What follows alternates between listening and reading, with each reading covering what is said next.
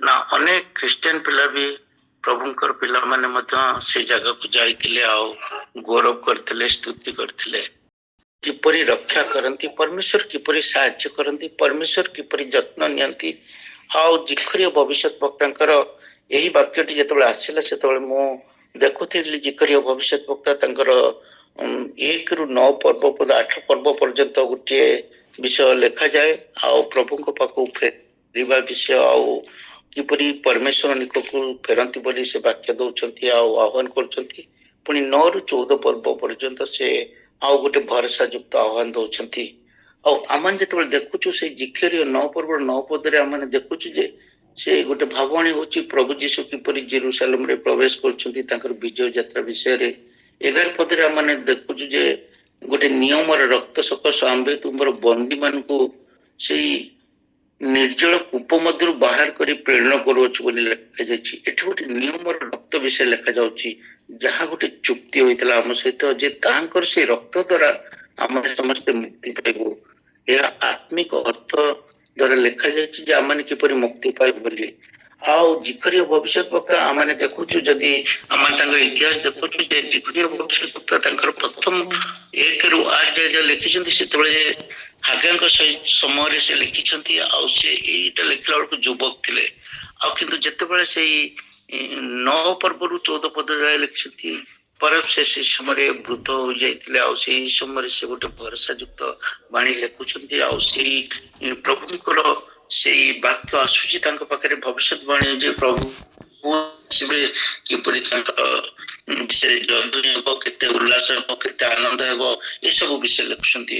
ଆଉ ଆଜି ଆମେ ଯେଉଁ ଅଂଶ ପଢୁଛେ ତାହା ଯଦି ଏଇ ଗୋଟିଏ ପଦରେ ଆମେ ଦେଖୁଛୁ ଯେ 5ଟି ଫ୍ରେଜ ଅଛି ଆଉ ପ୍ରତି ଫ୍ରେଜ ଯଦି ଦେଖୁଛେ ପ୍ରଥମ ଫ୍ରେଜ ହଉଛି ଭରସା ଯୁକ୍ତ ବନ୍ଦୀ, ଦ୍ୱିତୀୟଟା ଲେଖା ହଉଛି ଦୃଢ କଳ, ତୃତୀୟଟି ହଉଛି ଫେରିଆସ, ଚତୁର୍ଥ ଲେଖା ହଉଛି 2 ଗୁଣ ମଙ୍ଗଳ ଆଉ ପଞ୍ଚମଟି ଲେଖା ହଉଛି ଆଜି ପ୍ରକାଶ କରୁଛୁ। ଆମେ ଯେତେବେଳେ ଦେଖୁଛୁ ସେଇ ଦୃଢ ଗୋଡ ଆଡେ ଫେରିଆସ ଲେଖା ହଉଛି ଆଉ ସେ ଦୃଢ ଗୋଡ କଣ? ଆଜି ମୁଁ ବି ସେ ଯେତେବେଳେ ମନୋଜ ଭାଇ ସାକ୍ଷ୍ୟ ଦଉଥିଲେ ସେତେବେଳେ ବି ଚିନ୍ତା କରୁଥିଲେ କେତେ ଆଶ୍ଚର୍ଯ୍ୟ ପରମେଶ୍ୱର ଦୃଢ ଗୋଡ ଭିତରେ ରଖୁଛନ୍ତି। ସେ ଦୃଢ ଗୋଡଟା ହଉଛି କାହିଁକି ଫେରିବେ, କିଏ ଫେରିବେ, କେତେବେଳେ ଫେରିବେ। ଆଉ ଦୃଢ ଗୋଡ ହଉଛି ଗୋଟେ ନିରାପଦ ସ୍ଥାନ ବା ଗୋଟେ ସୁରକ୍ଷିତ ସ୍ଥାନ ଯେଉଁଠି ଶତ୍ରୁମାନଙ୍କ ଭୟ ନଥାଏ, କିଛି ବି ଭୟ ନଥାଏ। ଶତ୍ରୁମାନଙ୍କ ଆକ୍ରମଣ ରକ୍ଷା ପାଇବା ପାଇଁ ସେଠାରେ ସମସ୍ତେ ସୁରକ୍ଷାର ସହିତ ରହିଥାନ୍ତି।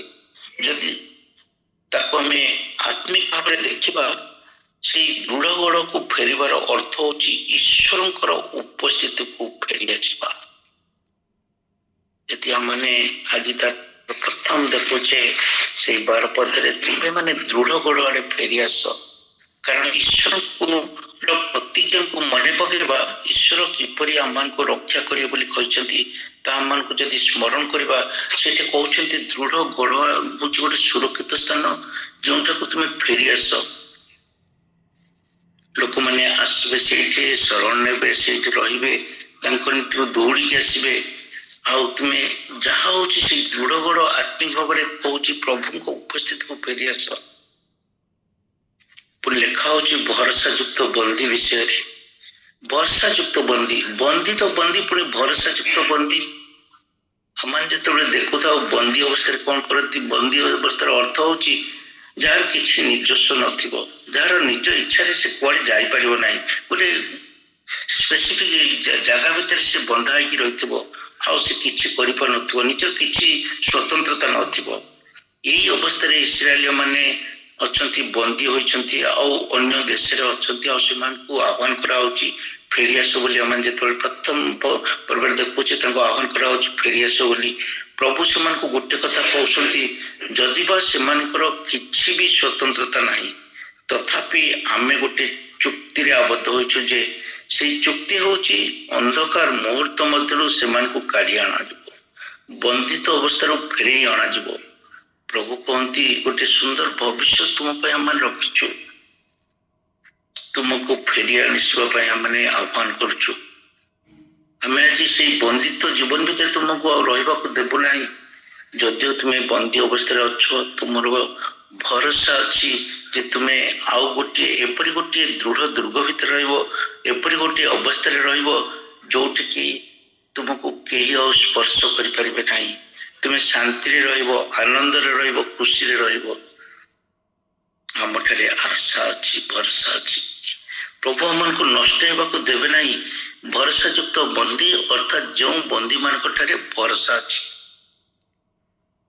प्रकृति रे मन को मध्य जो भरोसा थाए प्रभु जीशु से होती भरोसार उत्स से कहते जो मान पाखे समस्या अच्छी किंतु से प्रभु को ऊपर भरोसा अच्छी जे ये सब समस्या घेरे आम पाखे प्रभु होती से प्रभु वाक्य उपर भरोसा अच्छी आम जदि नाहुमर 1 पर्वर 7 पदरे देखुचु से लिखा जाउची जे तांकठारे विश्वास भरोसा रखे प्रभुता को जानती हम जदि प्रभु जीशु थिबा अवस्था देखु से 38 वर्षर रोगी जे कि भरोसा थिला तार जीवन रे से चिंता करथला मजी 38 वर्ष हला बंदी रोग रे बंदी की अछि से केते थर होय तो चेष्टा करथिबो एपरी सुस्थता पाइबी किंतु तथापि से अपेक्षा करछि दिने ना दिने प्रभु मते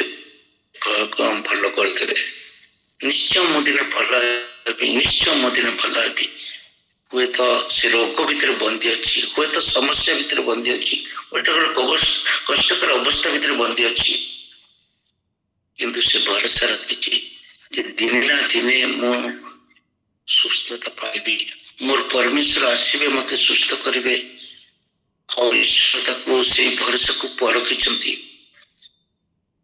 सुस्थता देखते आम जब लोक 13 पर्व देखुचे से 18 वर्ष कुब्जा लोक विषय लिखा से भरोसा नहीं कि जाऊला मु मंदिर को जाऊँगी दिने ना दिने ये बंदित्व भितर बाहर प्रभु मत मुक्त करेंगे पाखे भरोसा थिला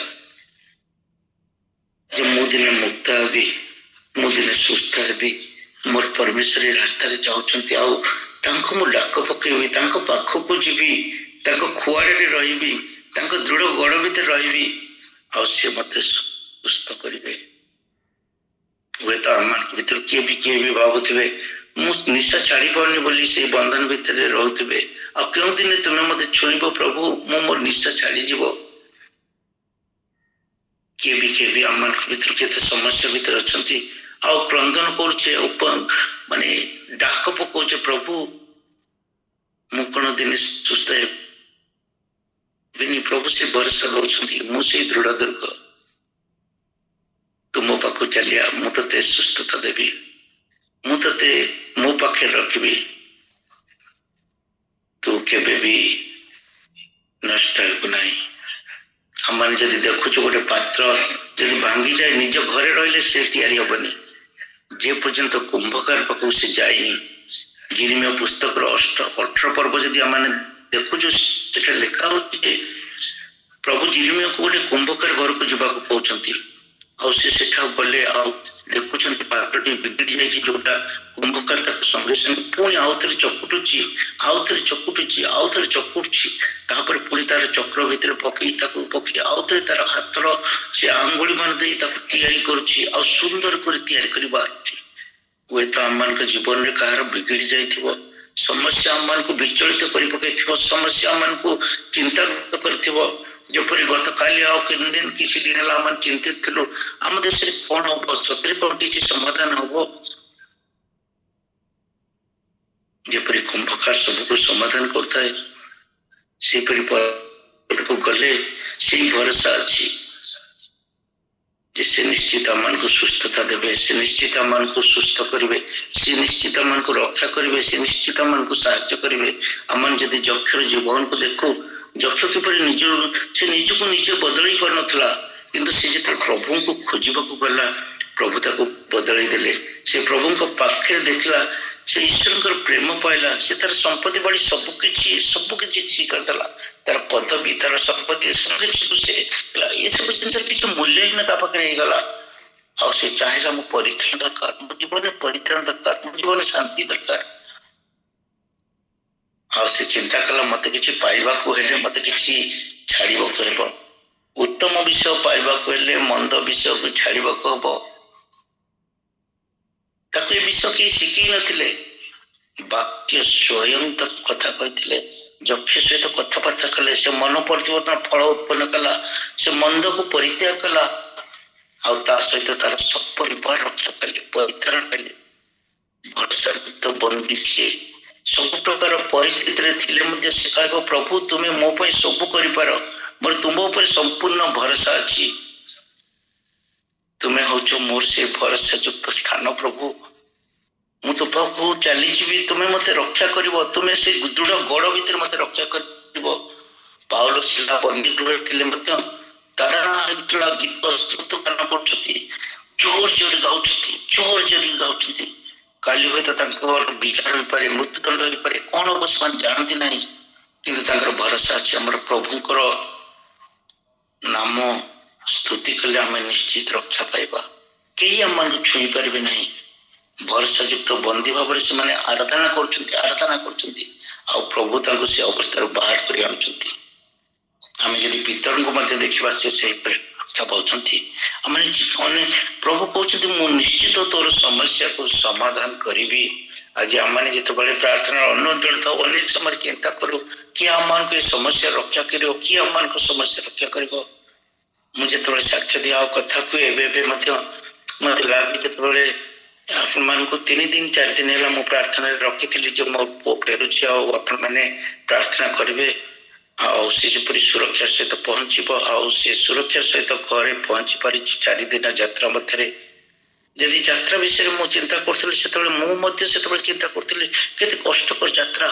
ଆଉ ଧୀରେ ସେ ଯାଉଥିଲା, ଆଉ ତାର ଆଗ ଗାଡି, ସେ ଯୋଉ ଗାଡିରେ ବସିଛି ତାର ପଛ ଗାଡିରେ ଯିଏ ବସିଛନ୍ତି, ଲ୍ୟାଣ୍ଡସ୍ଲାଇଡ ହେଲା, ଉପରୁ ପର୍ବତ ଉପରୁ ପଥର ଖସିଲା, ଆଉ ଜଣଙ୍କର ହଠାତ୍ ତାର ମୁଣ୍ଡ ଉପରେ ବିରାଟ ଆଘାତ ଲାଗିଲା, ଆଉ ସେ ସେଇଠାରୁ ହସ୍ପିଟାଲକୁ ଗଲା। ତାର କଣ ହେଲା ଯଦିଓ ମୁଁ ଜାଣିନି, ସେ ସେଇଠାରେ ଆଉ ତାର ଆଘାତ ଲାଗିଲା, ସେନ୍ସେସ୍ ହେଲା, ତାର ମାନେ ହେଡ୍ ଇଞ୍ଜୁରି ହେଲା, ସିରିୟସ୍ ହେଇଗଲେ। ଏହିପରି ଅବସ୍ଥାରେ ସେମାନେ ଥାନ୍ତି। ଆଉ ଯୋଉ ଜାଗାରେ ଥାଏ ସେ ଜାଗାରେ ସବୁବେଳେ ପ୍ରାୟ ସପ୍ତାହକୁ 2 ଥର 3 ଥର ଭୂମିକମ୍ପ ହଉଥାଏ, ଆଉ ସେଟା ବି ସେ ରିସର୍ଚ୍ଚ କଲେ 4-5 ଏମିତି ହୁଏ, ଆଉ ବହୁତ ଜୋରେ ସେ ଗୃହ ଗୁଡିକ ହଲେ। ସମସ୍ୟା ଥାଏ, ହୁଏତ କେତେବେଳେ ପର୍ବତ ଲ୍ୟାଣ୍ଡସ୍ଲାଇଡ୍ ହବ, ପର୍ବତରୁ ପଥର ଖସି ଆସିବ, ଏ ଘର ସହ ସବୁ କିଛି ତଳକୁ ଚାଲିଯିବ, ଆମେ କୋଉ ତଳକୁ ଚାଲିଯିବୁ। କିନ୍ତୁ ପ୍ରଭୁ ସେ ଅବସ୍ଥା ବଦଳେଇବେ, ସେ ଭରସା ଆମମାନଙ୍କର ଥିଲା। ସେ ଭରସା ମୋର ଆପଣମାନଙ୍କ ପ୍ରାର୍ଥନା ଉପରେ ଥିଲା। ସେ ଭରସା ମୋର ପରମେଶ୍ୱର, ଯେଉଁ ପରମେଶ୍ୱର ରକ୍ଷା କରନ୍ତି, ସାହାଯ୍ୟ କରନ୍ତି, ଦୃଢ ଗଡ଼ ଭିତରେ ରଖନ୍ତି, ତାଙ୍କ ଉପରେ ଥିଲା। ଆଉ ସେ ଯେ ଆମମାନଙ୍କୁ ପ୍ରତିଦିନ ରକ୍ଷା କରନ୍ତି, ସେ ଭରସା ଆମମାନଙ୍କୁ ଦେଇଥିଲେ। ଯେତେବେଳେ ଆମେ ପ୍ରଭୁଙ୍କ ପାଖକୁ ଫେରୁ, ପ୍ରଭୁଙ୍କ ଉପରେ ପ୍ରାର୍ଥନା କରୁ, ସେତେବେଳେ ସେ ଆମମାନଙ୍କୁ ଆବୋରି ରଖନ୍ତି, ଧରି ରଖନ୍ତି, କଥା କୁହନ୍ତି, ତାଙ୍କର ପ୍ରେମରେ ଆମମାନଙ୍କୁ ଜାବୁଡି ଧରନ୍ତି। ଆମେ ଯଦି ଦେଖୁଛୁ ଯେ ପ୍ରଭୁଙ୍କ ପାଖରେ ଯୋଉମାନେ ପ୍ରାର୍ଥନା କରନ୍ତି, ନିବିଡ଼ ଭାବରେ ଲାଗି ରହନ୍ତି, ହୁଏତ ସମସ୍ୟା ଆସୁଥାଏ, ସେଇ ଯୋଉ କହୁଛନ୍ତି ଭରସା ଯୁକ୍ତ ବନ୍ଦୀ, ଆମମାନଙ୍କୁ ତ ବନ୍ଦୀ ଅବସ୍ଥାରେ ଥିବୁ, କିନ୍ତୁ ଆମମାନଙ୍କର ଭରସା ଅଛି। ସେମାନଙ୍କ ପାଇଁ ଦୃଢ ଗଡ଼ ଗୋଟେ ରେଡି ହେଇକି ଅଛି।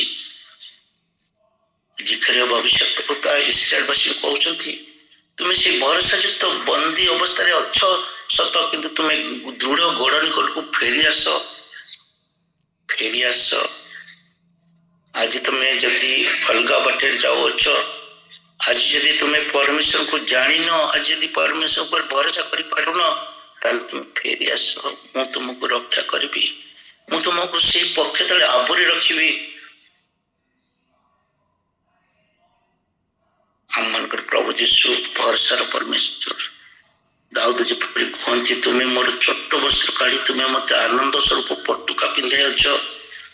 ତୁମେ ମୋର ଚୋଟ ବସ୍ତ୍ର କାଢିଛ, କେହି କାଢିନି, ତୁମେ କାଢିଛ। ମୋ ପାଇଁ କେହି କରିନି, ତୁମେ କରିଛ। ଦୁଃଖ ସମୟରେ, କଷ୍ଟ ସମୟରେ, ପ୍ରାର୍ଥନା କରିବା ସମୟରେ ତୁମେ କେବେ ହେଲେ ତୁମର ଆଶୀର୍ବାଦ ଅନୁଗ୍ରହ ବନ୍ଦ କରିନ। ତୁମେ କହିଛ ଯେ ଆମମାନଙ୍କର ସମସ୍ତ ଅବସ୍ଥାରେ ତୁମର ଯତ୍ନ ନେବା ବୋଲି, କାରଣ ଆମମାନଙ୍କର ପ୍ରଭୁ ବସ୍ତ୍ର ପରିବର୍ତ୍ତନ କରିବା ପରି ପରିସ୍ଥିତିକୁ ବଦଳି ଦେଇ ପାରୁଥିବା ପରମେଶ୍ୱର। ହୁଏତ ଆମମାନଙ୍କର ବସ୍ତ୍ର ଆଜି ମଳିନ ହୋଇଛି, କିନ୍ତୁ ପ୍ରଭୁ କହୁଛନ୍ତି ତୁମ୍ଭ ଆମ୍ଭକୁ ଡାକ, ଆମ୍ଭେ ତୁମ୍ଭକୁ ଉଦ୍ଧାର କରିବା, ପୁଣି ଅଜ୍ଞାତ ମହତ୍ ଏବଂ ଦୁଷ୍କର ବିଷୟମାନ ଦେଖାଇବା। ଆଜି ପ୍ରଭୁ ଆମମାନଙ୍କର ବସ୍ତ୍ରକୁ ପରିବର୍ତ୍ତନ କରିବା ପାଇଁ ଅପେକ୍ଷା କରିଛନ୍ତି। ହୁଏତ ଆମମାନଙ୍କର ବସ୍ତ୍ର ଆଜି ମଳିନ ହେଇଛି, ଆମମାନେ କଷ୍ଟକର ଅବସ୍ଥା ଅଛୁ, ହୁଏତ ଆମମାନେ ଅସୁନ୍ଦର ଦେଖାଯାଉଛୁ, ହୁଏତ ଆମମାନେ ପାପ ପୂର୍ଣ୍ଣ ହେଇଛୁ, ଆମମାନେ ଭାବୁଛୁ ଯେ ଏଥିରୁ ବାହାରି ପାରିବୁ ନାହିଁ, କିନ୍ତୁ ପରମେଶ୍ୱର ସେ ଭରସା ଦଉଛନ୍ତି ଆମ୍ଭେ ତୁମ୍ଭକୁ ଉଦ୍ଧାର କରିବା। ଯିଶାୟା 61:13 ଲେଖାଯାଏ, ଦୁଃଖ ବଦଳରେ ସୁଖ ରୂପ ତୈଳ ଦିଅନ୍ତି ସେ, ବିଳାପକୁ ଆନନ୍ଦରେ ପରିଣତ କରନ୍ତି ସେ ପରମେଶ୍ୱର। ତେଣୁ ଆମ୍ଭେ ପ୍ରଭୁଙ୍କ ଉପରେ ଭରସା ରଖିବା, ଯେଉଁ ପରମେଶ୍ୱର ହଉଛନ୍ତି ଆମମାନଙ୍କର ଦୃଢ ଦୁର୍ଗ। ପ୍ରଭୁ କହନ୍ତି, ହେ ମୋର ଭରସା ଯୁକ୍ତ ବନ୍ଦୀ ମାନେ, ତୁମ୍ଭ ଉପରେ କଷ୍ଟ ଅଛି କିନ୍ତୁ ମୋ ଉପରେ ଭରସା ରଖ।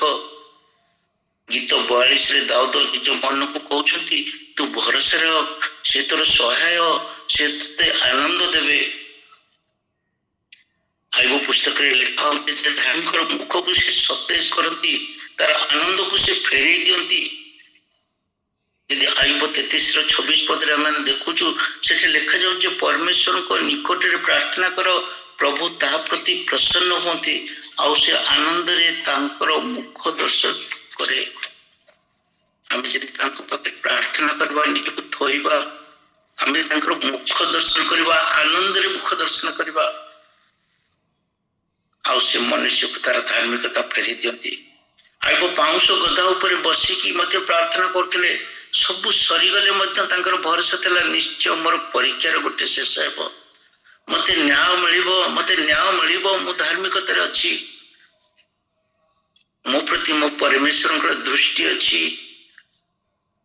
ଆମେ ଯେପରି ପ୍ରାର୍ଥନା କରୁ, ପ୍ରଭୁ ତୁମର ଚକ୍ଷୁର ଉହାଡ଼ରେ ତୁମେ ରଖିନ, ଚକ୍ଷୁ ଉପରେ ସବୁବେଳେ ଆମ ଉପରେ ନିବଦ୍ଧ ଅଛି, ତୁମେ କେତେବେଳେ ଆମ ଉପରୁ ଚକ୍ଷୁ ଫେରେଇ ନେଇନ। ସେଇ ପରମେଶ୍ୱର ପ୍ରତି ଦିନର 24 ଘଣ୍ଟାର ପ୍ରତି ମୁହୂର୍ତ୍ତ ତୁମର ଦୃଷ୍ଟି ମୋ ଉପରେ ଅଛି। ପରମେଶ୍ୱର, ତୁମେ ଯୋଉ ପରମେଶ୍ୱର ଯେ ମତେ ସବୁଦିନ ଧରି ରଖିଛ, ସେ ନିଶ୍ଚୟ ମତେ ଏ ପରିସ୍ଥିତିରୁ କାଢିବେ।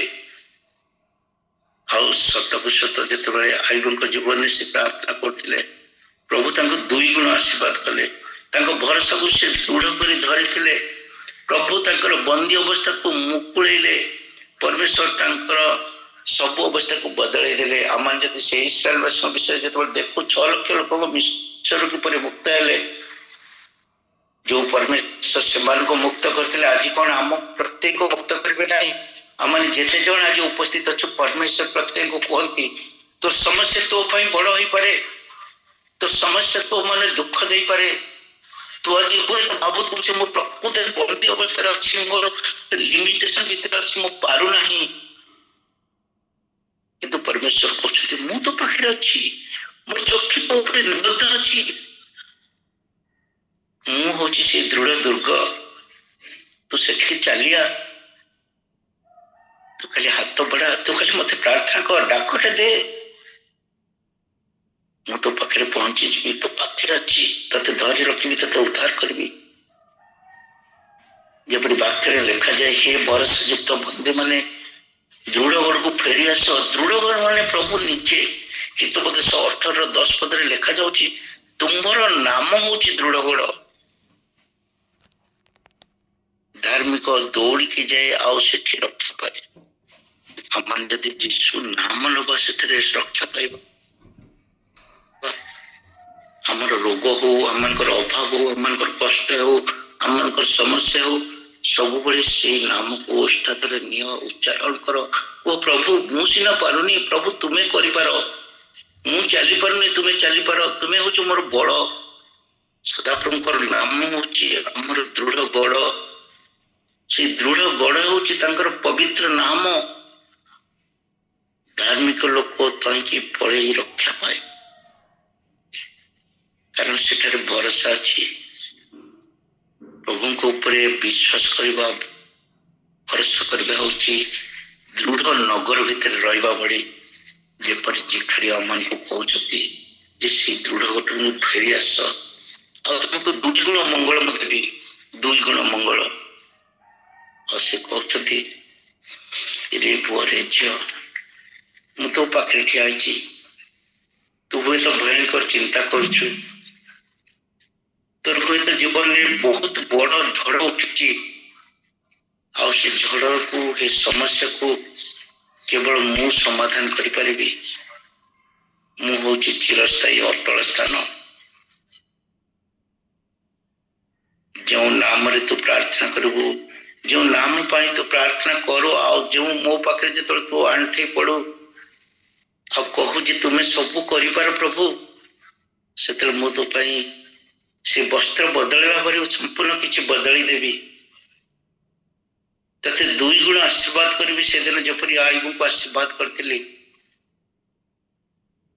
से दिन जपरी सुपसागर जेतबेले प्राचीर हो जाइतले सेतबेले मध्य जेतबेले इस्राएलवासी चिंता करथिले मु तंको रक्षा करथिले आज तते रक्षा करबी सब किछि बदल दे पारथवा परमेश्वर मु होछि दृढ़ गड़ भितरे रखिबा करू सेही परमेश्वर जे तते सब बेले सुरक्षा दे पारिबे सब बेले तोर अवस्था को बदल दे पारिबे वे तो घर भांगी जाइछि वे तो समस्या बहुत आसी जाइछि जेपरि आगंक जीवन में आसला घर नाही पिला माने नाहंती स्त्री चली जाइछंती किंतु से प्रभु को पखे तथापि भरोसा रखिसंती प्रभु को मुख को तांको मुख रे केवल प्रभु को गौरव प्रकाश पाउछि आ प्रभु तांको दुई गुण आशीर्वाद कले से सब दुख नहीं जानती से दुख हरि परमेश्वर से कहती ये दृढ़ गड़े फेरियास मन परिवर्तन कर राग छाड़ क्रोध छाड़ विरक्ति छाड़ संदेह छाड़ मंद प्रकृति छाड़ सब किसी छाड़ी दे सब मंद विषय तू छाड़ी दे आ मो पाखु फेरियास मु तुमको दुई गुण मंगल दान करी आशीर्वाद करी से दिन अपव्यय पुत्र फेरी आसला और आशीर्वाद रे भरी पाइला पुत्रत्व अधिकार पाइला आज मु मोर चक्षु तो ऊपर निबद्ध रखी मु मोर कर्ण खोलिकी रखी मु से दृढ़ गड़र कबाट खोलिकी रखी तू फेरियास मु तो पे सुंदर अवस्था रखी अपेक्षा करके रही सुंदर खाद्य रखी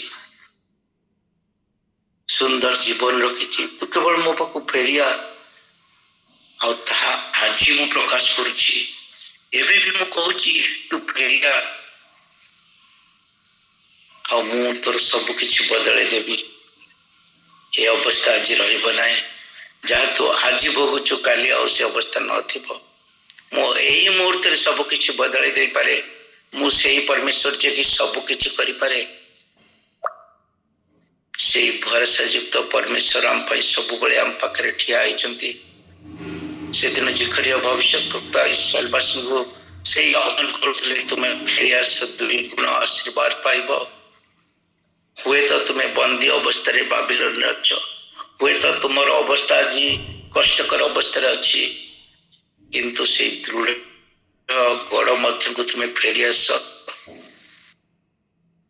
मु परमेश्वर आज तुम मान को दुई गुण मंगल दान रे आशीर्वाद करी यह मु आज प्रकाश करोची परमेश्वर कहते यही मुहूर्त मु प्रकाश करोची आज सकाल समय मु प्रकाश करोची जे तुम्हें मो पाखु फेरी आस मु तुम सब अवस्था को बदले देवी आशीर्वाद रे परिणत करी भरोसा कर मो ऊपर जी मो ऊपर भरोसा करे से केबे हेले लक्ष्यच्युत हेब नाही से निश्चित से लक्ष्य स्थान में पहुंचबो मु ता पई अपेक्षा करिछि ताको हाथ धरी कड़े ने भी से लक्ष्य स्थान में पहुंचबा पई मु से मुकुट रखिछि ताको मुकुट पिंधे देबी से मोर हे जीवो प्रभु जी आम प्रत्येक आह्वान करती जदि आम कहीं भी समस्या अच्छु कष्टकर अवस्था अच्छु अपेक्षा करचु प्रभु प्रभु आज से भरोसा दे कहते रे पुआ रे झियो मु तो पाखे ठिया तू आ तू फेरिया मु ते से दृढ़ गड़ भितर रखी तोर सब समस्या समाधान हम प्रेज द लॉर्ड बहुत बहुत धन्यवाद। सुंदर वाक्य प्रभु आम प्रत्येक आशीर्वाद करंतु आमीन।